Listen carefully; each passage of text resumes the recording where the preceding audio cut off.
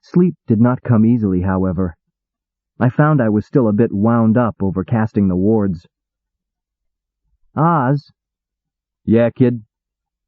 How would you say my powers right now stack up against the devils? What devils? The assassins that were following us. I keep telling you, kid, those weren't devils, those were imps. What's the difference? I told you before.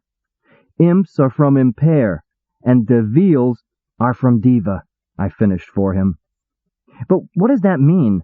I mean, are their powers different or something? You better believe it, kid, Oz snorted. Devils are some of the meanest characters you'd ever not want to tangle with. They're some of the most feared and respected characters in the dimensions. Are they warriors? Mercenaries? Oz shook his head. Worse, he answered. They're merchants. Merchants? Don't sneer, kid. Maybe merchants is too sedate a phrase to describe them. Traders supreme is more like it. Tell me more, Oz. Well, history was never my forte, but as near as I can tell, at one time the entire Dimension Diva faced economic ruin. The land suffered a plague that affected the elements. Fish couldn't live in its oceans, plants couldn't grow in the soil. Those plants that did grow were twisted and changed and poisoned the animals. The dimension was no longer able to support the life of its citizenry. I lay, staring up at the stars as Oz continued his tale. Dimension travel, once a frivolous pastime, now became the key to survival. Many left Diva, migrating singly or in groups to other dimensions. Their tales of their barren, miserable homeland served as a prototype for many religious groups' concept of an afterworld for evil souls. The ones who stayed, however, decided to use the power of dimension travel in a different way. They established themselves as traders, traveling the dimensions, buying and selling wonders. What's common in one dimension is frequently rare in another. As the practice grew, they became rich and powerful. Also, the shrewdest hagglers in all the dimensions. Their techniques for driving a hard bargain have been passed down from generation to generation and polished until now they are without equal. They're scattered through the dimensions, returning to Diva only occasionally, to visit the Bazaar. The Bazaar? I prompted. No one can travel extensively in all the dimensions in one lifetime. The Bazaar on Diva is the place the Devils meet to trade with each other. An off-dimension visitor there will be sore-pressed not to lose or much less hold his own. It's said if you make a deal with a Devil, you'd be wise to count your fingers afterward. Then your arms and legs, then your relatives. I get the picture. Now how about the Imps? The Imps. Oz said the word as if it tasted bad. The Imps are inferior to the Devils in every way. How so? They're cheap imitations. Their dimension, impair, lies close to Diva, and the Devils bargain with them so often they're almost bankrupt from the irresistible fair deals. To hold their own, they've taken to aping the Devils, attempting to peddle wonders through the dimensions. To the uneducated, they may seem clever and powerful. In fact, occasionally they try to pass themselves off as Devils. Compared to the masters, however, they're bungling incompetents. He trailed off into silence. I pondered his words, and they prompted another question. Say, Oz. Yeah, kid? What dimension do you come from?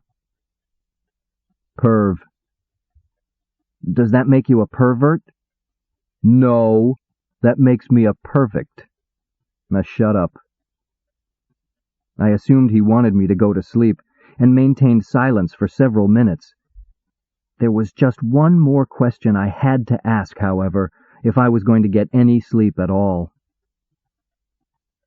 Oz. Keep it down, kid. What dimension is this? This is Claw, kid. Now for the last time, shut up. What does that make me, Oz?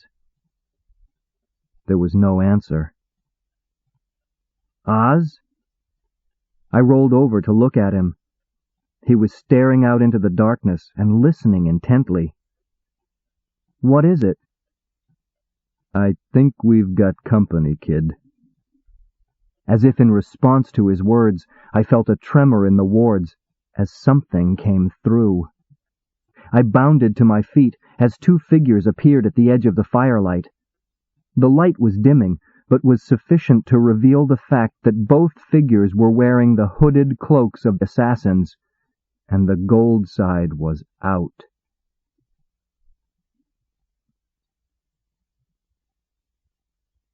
Chapter 8. In times of crisis, it is of utmost importance not to lose one's head. M. Antoinette. The four of us stood in frozen tableau for several minutes, studying each other. My mind was racing, but couldn't focus on the definite course of action. I decided to follow Oz's lead, and simply stood regarding the two figures coolly, trying to ignore the two crossbows leveled steadily on us. Finally, one of our visitors broke the silence. "Well, Throckwaddle, aren't you going to invite your friends to sit down?" Surprisingly, this was addressed to me. I said. "Yes, Throckwaddle," Oz drawled, turning to me. "Aren't you going to introduce me to your colleagues?" I repeated. "Perhaps he doesn't remember us," the second figure injected sarcastically. "Nonsense," responded the first with equal sarcasm. "His two oldest friends, Brockhurst and Higgins? How could he possibly not remember our names? Just because he forgot to share the loot doesn't mean he'd forget our names.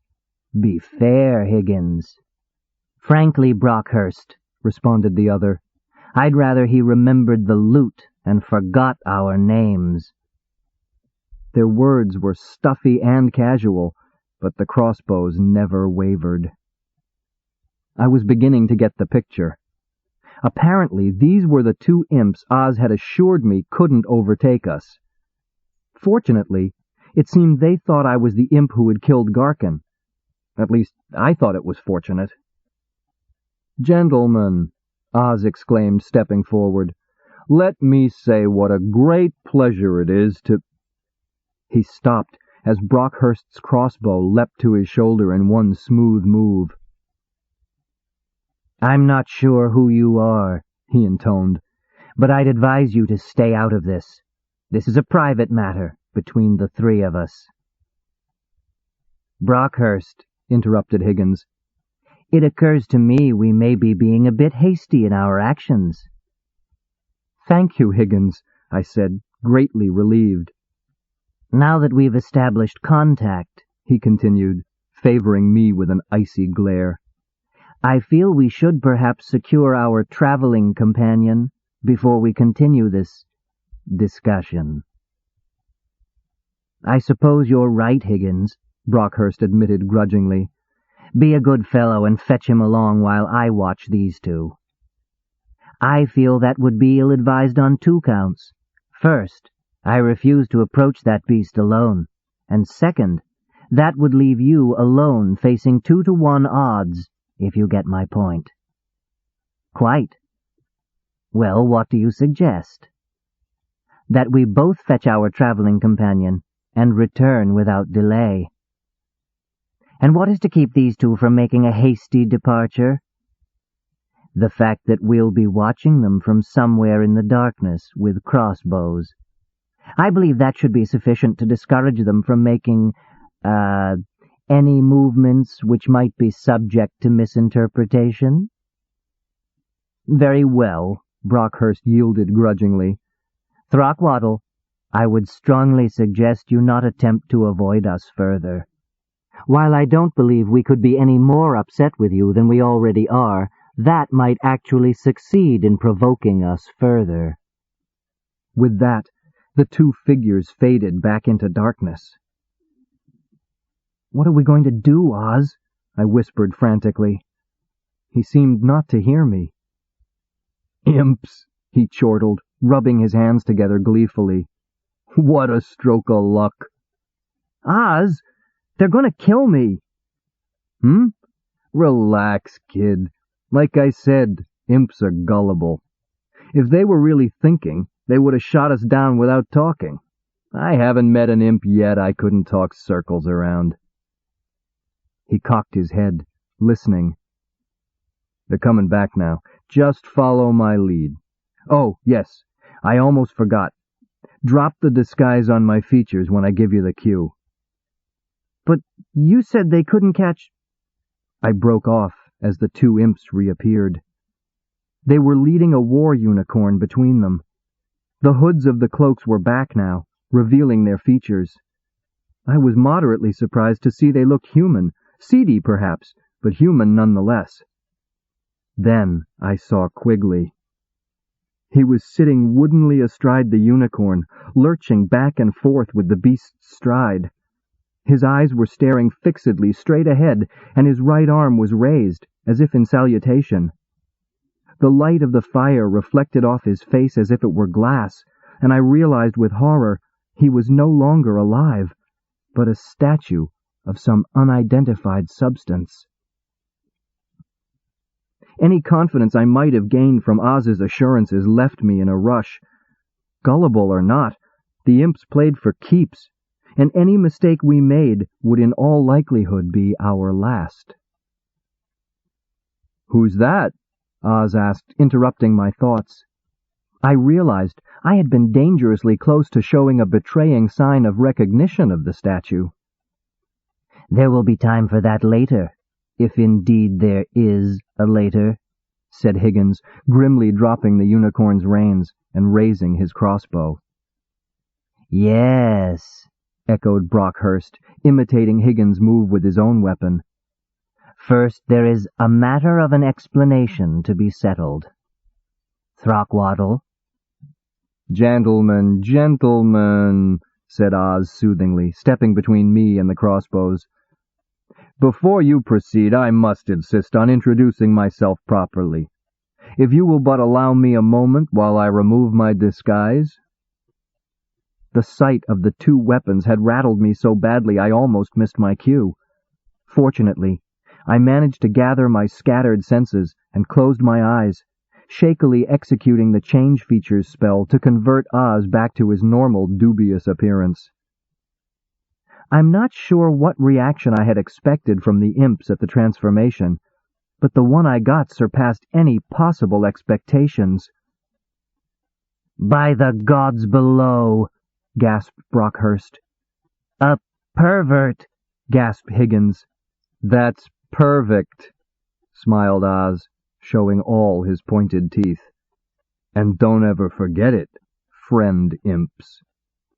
"Yes, sir," they chorused in unison. They were both standing in slack-jawed amazement, crossbows dangling forgotten in their hands.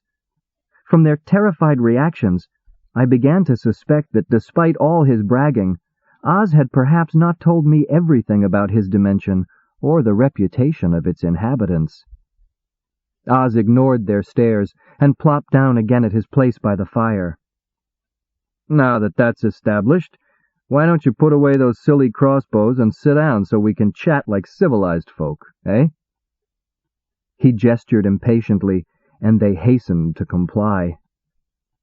I also resumed a sitting position, not wishing to be the only one left standing. "But why are you here, sir, if you don't mind my asking?" Brockhurst finally managed to get the whole question out. However incompetent he might be as a demon, he sure knew how to grovel. "Ah," smiled Oz, "therein lies the story." I settled back. This could take a while. "I was summoned across the dimensions barrier by one Garkin, a magician I've never cared much for. It seems he was expecting some trouble from a rival, and was eager to enlist my aid for the upcoming fracas. Now, as I said before, I had never been fond of Garkin and was not particularly wild about joining him. He began growing unpleasant in his insistence, to the point that I considered swaying from my normal easy-going nature to take action against him, when who should appear but Throckwaddle here, who did me the favor of putting a quarrel into the old slime-stirrer. Oz acknowledged me with an airy wave. I tried to look modest. Naturally, we fell to chatting afterward, and he mentioned he was in the employment of one Istvan, and that his action against Garkin had been part of an assignment. You answered questions about an assignment? Higgins turned to me aghast. Yes, I did, I snarled at him. Wouldn't you, considering the circumstances? Oh, yes, of course. He darted a nervous glance at Oz and lapsed into respectful silence again. Anyway, Oz continued, it occurred to me I owed this fellow Istvan a favor for ridding me of a nagging nuisance, so I suggested I accompany Throckwaddle back to his employer, that I might offer him my services, on a limited basis, of course. You could have waited for us, Brockhurst glowered at me. Well, I wanted... You see, I insisted, Oz smiled. You see, my time is quite valuable, and I had no desire to waste it waiting around. Oh, said Brockhurst. Higgins was not so easily swayed. You could have left us a message, he muttered. We did, Oz replied. My ring, in full view on the table. I see you found it. He pointed an accusing finger at Brockhurst. I noticed for the first time the imp was wearing Garkin's ring. This ring? Brockhurst started. Is it yours? I thought it was part of Garkin's loot that had been overlooked. Yes, it's mine. Oz bared his teeth. I'm surprised you didn't recognize it. But now that we're united, you will, of course, return it. Certainly. The imp fumbled in his haste to remove the ring. Careful there, Oz cautioned. You know how to operate it, don't you? It can be dangerous in ignorant hands. Of course I know how to operate it, Brockhurst replied in an injured tone. You press against the ring with the fingers on either side of it. I saw one like it at the Bazaar on Diva once. He tossed the ring to Oz, who caught it neatly and slipped it on his finger. Fortunately, it fit. I made a mental note to ask Oz to let me try using the ring sometime, now that we knew how it worked. Now that I've explained about me, how about answering my question, Oz said, leveling a finger at the Quigley statue. Who is that? We aren't sure ourselves, Higgins admitted.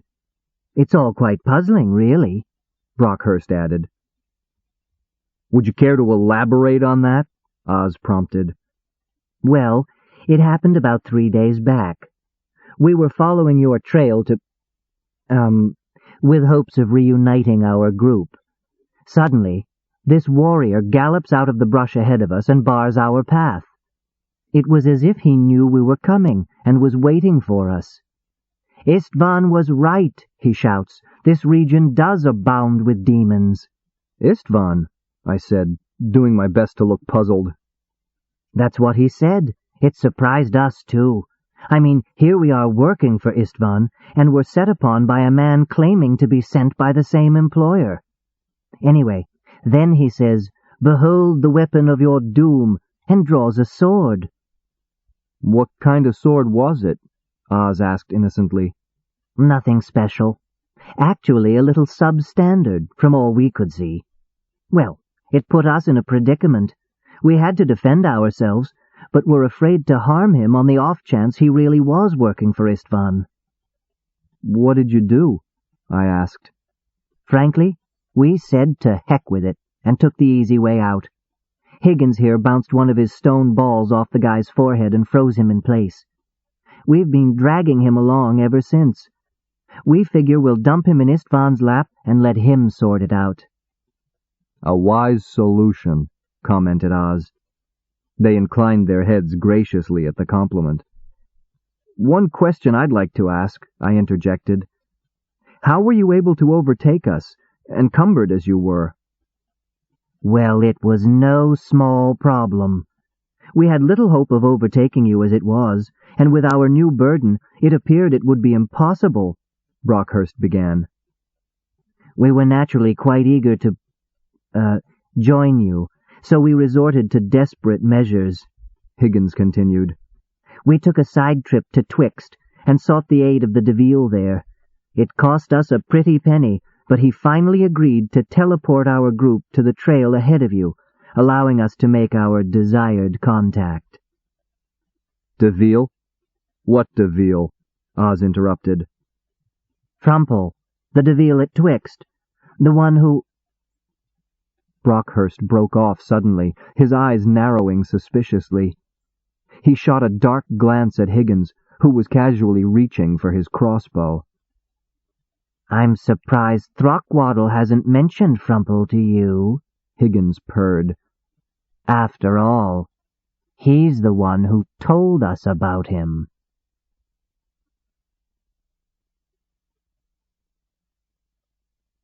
Chapter 9. To function efficiently, any group of people or employees must have faith in their leader. Captain Bligh, retired. Yes, Throckwaddle. If anything, Oz's voice was even more menacing than the Imps. Why didn't you tell me about the Deville? It, must have slipped my mind, I mumbled. With a massive exertion of self-control, I shot my most withering glare at the Imps, forcing myself to ignore the menace of the crossbows. I was rewarded by seeing them actually look guilty and avoid my gaze. Slipped your mind? More likely you were trying to hold back a bit of information from me, Oz said accusingly. Well, now that it's out, let's have the rest of it. What about this Deville? Ask Brockhurst, I grumbled. He seems to be eager to talk about it. Well, Brockhurst? Oz turned to him. The imp gave me an apologetic shrug as he started. Well, I guess I've already told you most of it. There's a Deville, Frumple, in residence in Twixt. He goes under the cover of Abdul, the rug merchant, but he actually maintains a thriving trade in the usual diva manner, buying and selling across the dimensions. What's he doing in Claw? Oz interrupted. I mean, there's not much business here. Isn't it a little slow for a Deville's taste? Well, Throckwaddle said... Brockhurst broke off and shot me a look. Go on, tell him. I tried to sound resigned. Well, the imp continued, rumor has it that he was exiled from Diva and is in hiding here, ashamed to show his face in a major dimension. Barred from Diva? Why, what did he do? I was glad Oz asked. It would have sounded strange coming from me. Throckwaddle wouldn't tell us. Said Frumple was sensitive on the subject, and we shouldn't bring it up. Well, Throckwaddle? Oz turned to me. I was so caught up in the story, it took me a few beats before I remembered that I really didn't know. I can't tell you, I said. What? Oz scowled. I began to wonder how much he was caught up in the story and had lost track of the realities of the situation. I learned his secret by accident and hold it as a personal confidence, I said haughtily. During our travels these last few days, I've learned some rather interesting items about you and hold them in the same esteem. I trust you will respect my silence on the matter of Frumple, as I expect others to respect my silence about those matters pertaining to you. Okay. You've made your point, Oz conceded. Say, Throckwaddle, Higgins interrupted. I would suggest we all shed our disguises like our friend Pervict here has. No sense in using up our energies keeping up false faces among friends. His tone was casual, but he sounded suspicious. I noticed he had not taken his hand off his crossbow. Why? argued Brockhurst. "I prefer to keep my disguise on at all times when in another dimension. Lessens the chance of forgetting to put it on at a crucial moment." "I think Higgins is right," Oz stated before I could support Brockhurst. "I, for one, like to see the true faces of the people I'm talking to." "Well," grumbled Brockhurst, "if everyone is going to insist." He closed his eyes in concentration, and his features began to shimmer and melt. I didn't watch the whole process. My mind was racing desperately back to Garkin's hut when Oz held up the charred face of the assassin. I hastily envisioned my own face next to it and began working, making certain obvious modifications to its appearance to repair the fire damage. When I was done, I snuck a peek out of one eye. The other two had changed already. My attention was immediately drawn to their complexion. Theirs was a pinkish red, while mine wasn't. I hastily reclosed my eye and made the adjustment. Satisfied now, I opened my eyes and looked about me. The other two imps now showed the apparently characteristic pointed ears and chins. Oz looked like Oz. The situation had completely reversed since the imps had arrived. Instead of being normal, surrounded by 3 disguised demons, I was now surrounded by 3 demons while I was disguised. Terrific. "Ah, that's better," chortled Oz. "You know, Throckwaddle," Higgins said, cocking a head at me, "for a moment there in the firelight, you looked different. In fact—" Come, gentlemen," Oz interrupted. "We have serious matters to discuss. Does Istvan know about Frumpel's existence?" "I don't believe so," answered Brockhurst. "If he did, he would have either enlisted him or had him assassinated." "Good," exclaimed Oz. "He could very well be the key to our plot." "What plot?" I asked. "Our plot against Istvan, of course." "What?" exclaimed Higgins, completely distracted from me now. "Are you insane?" "No," retorted Oz, "but Istvan is. I mean, think. Has he been acting particularly stable?" "No," admitted Brockhurst. "But then neither has any other magician I've met, present company included." "Besides," Higgins interrupted, "I thought you were on your way to help him." "That's before I heard your story," Oz pointed out. "I'm not particularly eager to work for a magician who pits his own employees against each other." "When did he do that?" Higgins asked. Oz made an exasperated gesture. "Think, gentlemen. Have you forgotten our stony-faced friend there?" He jerked a thumb at the figure on the unicorn. "If you recall your tale correctly, his words seemed to imply he'd been sent by Istvan to intercept you." "That's right," said Brockhurst. "So?" "What do you mean, so?" Oz exploded. "That's it. Istvan sent him to kill you. Either he was trying to cut his overhead by assassinating his assassins before payday, or he's so unstable mentally he's lashing out blindly at everyone, including his own allies. Either way, he doesn't sound like the most benevolent of employers." "You know, I believe he has a point there," I observed, determined to be of some assistance in this deception. "But if that's true, what are we to do?" asked Higgins.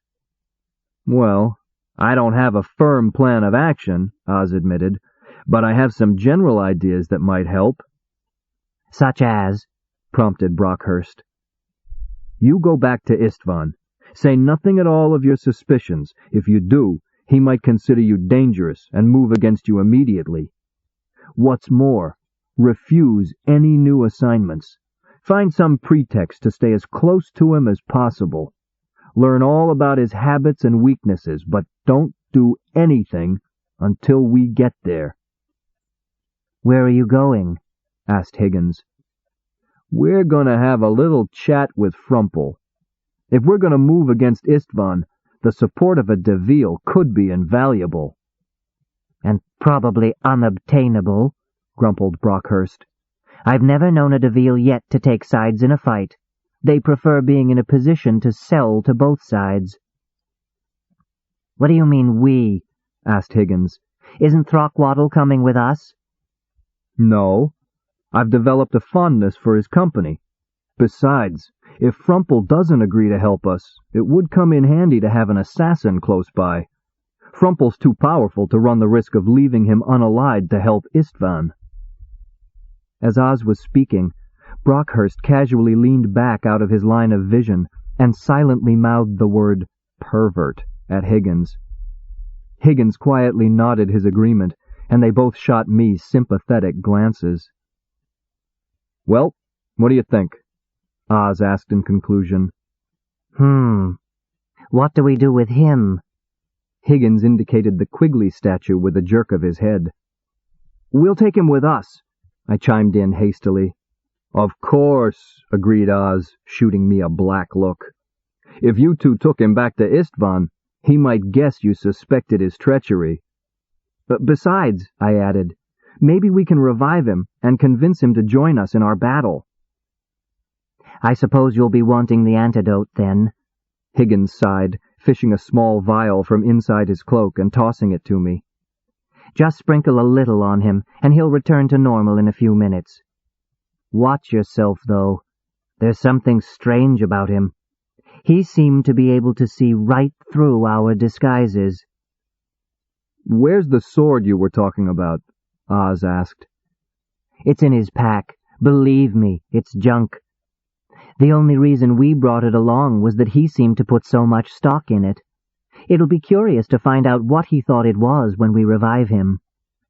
"Well, I believe that just about covers everything," Brockhurst sighed. "I suggest we get some sleep and start on our respective journeys first thing in the morning." "I suggest you start on your journey now," Oz said pointedly. "Now?" Brockhurst exclaimed. "But it's the middle of the night," Higgins pointed out. "Might I remind you, gentlemen, that the longer you're away from Istvan, the greater the chances are he'll send another assassin after you." "He's right, you know," I said thoughtfully. "I suppose so," grumbled Higgins. "Well," said Brockhurst, rising to his feet, "I guess we'll be on our way then, as soon as we divide Garkin's loot." "On the contrary," stated Oz, "not only do we not divide the loot, I'd suggest you give us whatever funds you have at your disposal." "What?" they chorused, their crossbows instantly in their hands again. "Think, gentlemen," Oz said soothingly. "We'd be trying to bargain with a DeVille for his support. As you yourselves have pointed out, they're notoriously unreasonable in their prices. I'd hate to think we might fail in our negotiations for a lack of funds."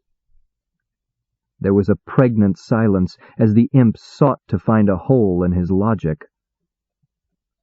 "Oh, very well," Brockhurst conceded at last, lowering his crossbow and reaching for his purse. "I still don't think it will do any good," Higgins grumbled, imitating Brockhurst's move. "You probably couldn't buy off a DeVille if you had the gnomes themselves backing you." They passed the purses over to Oz, who hefted them judiciously before tucking them into his own waistband. "Trust me, gentlemen," Oz smiled. "We Purvicts have methods of persuasion that are effective even on DeVilles." The Imps shuddered at this and began edging away. "Well, I guess we'll see you later," Higgins mumbled. "Watch yourself, Throckwaddle." "Yes," added Brockhurst. "And be sure when you're done, the DeVille is either with us or dead." I tried to think of something to say in return, but before anything occurred to me, they were gone. Oz cocked an eyebrow at me, and I held up a restraining hand until I felt them pass through the wards. I signaled him with a nod. "They've gone," I said. "Beautiful," exclaimed Oz gleefully. "Didn't I tell you they were gullible?" For once, I had to admit he was right.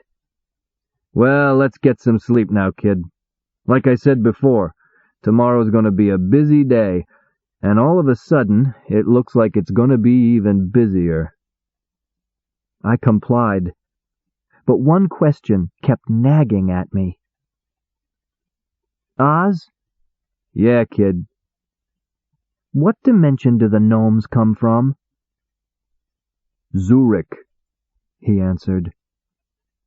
On that note, I went to sleep. Chapter 10. Man shall never reach his full capacity while chained to the earth. We must take wing and conquer the heavens. Icarus. "Are you sure we're up to handling a Deville, Oz?" I was aware I had asked the question countless times in the last few days, but I still needed reassurance. "Will you relax, kid?" Oz growled. "I was right about the Imps, wasn't I?" "I suppose so," I admitted hesitantly. I didn't want to tell Oz, but I wasn't that happy with the Imp incident. It had been a little too close for my peace of mind. Since the meeting, I had been having recurring nightmares involving imps and crossbows. "Look at it this way, kid. With any luck, this Frumple character will be able to restore my powers. That'd take you off the hot seat." "I guess so," I said without enthusiasm. He had raised this point several times since learning about Frumple. Each time he did, it gave me the same feeling of discomfort. "Something bothering you, kid?" Oz asked, cocking his head at me. "Well, Oz, if you do get your powers back, will you still want me as an apprentice?" "Is that what's been eating at you?" He seemed genuinely surprised. "Of course I'll still want you. What kind of a magician do you think I am? I don't choose my apprentices lightly." "You wouldn't feel I was a burden?" "Maybe at first, but not now. You were in at the start of this Istvan thing. You earned the right to be in on the end of it." Truth to tell, I wasn't all that eager to be there when Oz confronted Istvan, but that seemed to be the price I'd have to pay if I was going to continue my association with Oz. Oz? "Yeah, kid." "Just one more question?" "Promise?" "How's that?" "Nothing. What's the question, kid?" "If you get your powers back, and I'm still your apprentice, which dimension will we live in?" To be honest, kid, I hadn't really given it much thought. Tell you what, we'll burn that bridge when we come to it, okay?" "Okay, Oz."